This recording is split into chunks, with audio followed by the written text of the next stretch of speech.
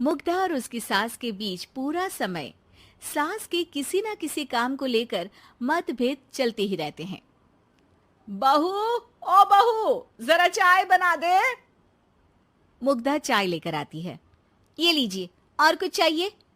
अरे नहीं, बस चाय पीने का मन था। जाओ, तुम दूसरा काम करो। चाय पीने के थोड़ी देर बाद सास दोबारा मुग्धा को आवाज लगाती है। अरे बहू रे, आओ बहू, जरा हलवा तो बना दे, मीठा खाने को मन हो रहा है। इसी तरह मुग्धा की सास पूरा समय कोई ना कोई काम बताकर उसे रसोई से बाहर तक निकलने नहीं देती।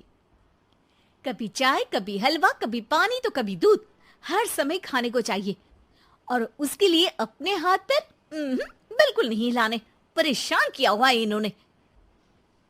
सास की जबरदस्ती परेशान करने की आदतों से दुखी मुग्धा एक शाम सचिन के साथ अपने कमरे में बैठी हुई बात कर रही होती है।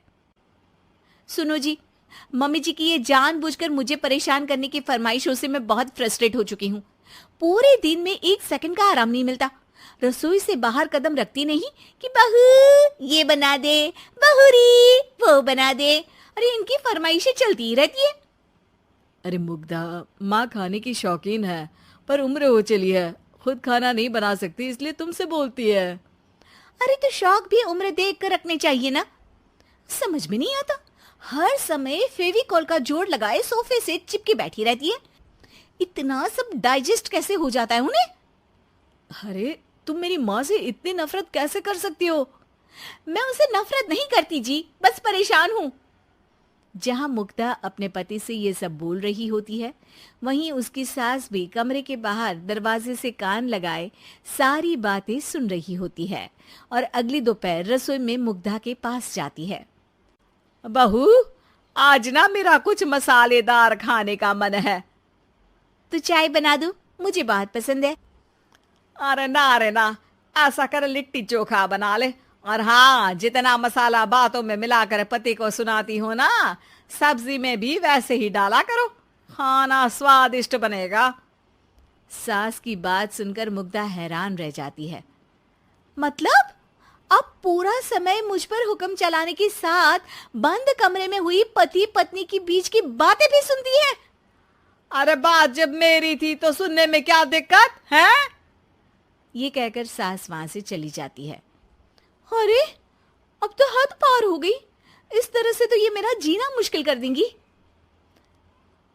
मुग्धा सास की हरकतों से परेशान उसका हल सोचने लगती है और इसी तरह कुछ दिन बीत जाते हैं, जिसमें सास का जन्मदिन आता है। मुग्धा बहुत खुशी के साथ अपनी सास को एंड्रॉइड मोबाइल गिफ्ट करती है।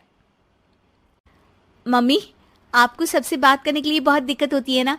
कभी सचिन तो कभी मुझे बोलना पड़ता है, पर इस मोबाइल से आपको कोई दिक्कत नहीं होगी। एक जगह बैठे बैठे बहुत कुछ कर सकती हैं अब आप। मोबाइल देख सासू माँ खुश हो जाती है, पर उसे इस्तेमाल करना तो आता नहीं, इसलिए साइड में रख देती है।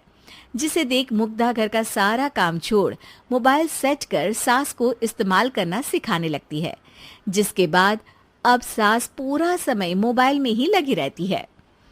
हाय, जब से मम्मी को मोबाइल मिला है मेरी लाइफ में कितनी शांति आई है। अच्छा है, इसी तरह बिजी रहे तो मैं भी सुकून की जिंदगी जी पाऊंगी। अब मुग्धा जब मन करे काम करना, जैसा चाहे वैसा खाना बनाकर खाना, पूरा समय रिलैक्स और खुश रहने लगती है। क्या बात है, आजकल तुम बहुत चहक रही हो। अरे मम्मी जी से छुटकारा जो मिला है, अब ना फरमाइशें ना छुप छुप कर बातें सुनना।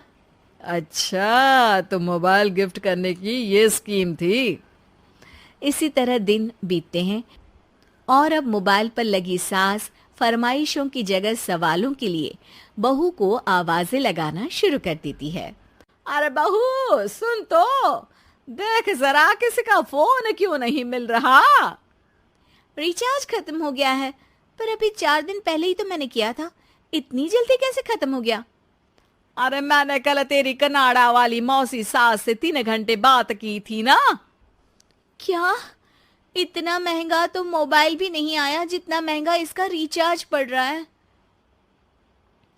इसके बाद तो जैसे मुग्धा के दिन के 24 घंटे में से 20 घंटे सास के पास उनके मोबाइल रिलेटेड प्रॉब्लम सॉल्व करने की ड्यूटी ही बन जाती है। अरे मुग्धा, ये मोबाइल में अचानक तेरी मौसी सास की शक्ल क्यों दिखने लगी? और ये तो हिल भी रही है। मम्मी, ये गूगल डुओ का वीडियो कॉल है। इसमें आप बात करने के साथ एक दूसरे की शक्ल भी देख सकती हो। अच्छा, ये तूने मुझे पहले क्यों नहीं बताया? अब बताने के लिए पहले नहीं बताया। इसी बीच सचिन भी वहां आ जाता है और सास अपनी वीडियो कॉल में बिजी हो जाती है। क्यों, सास बहू में क्या गपशप चल रही है?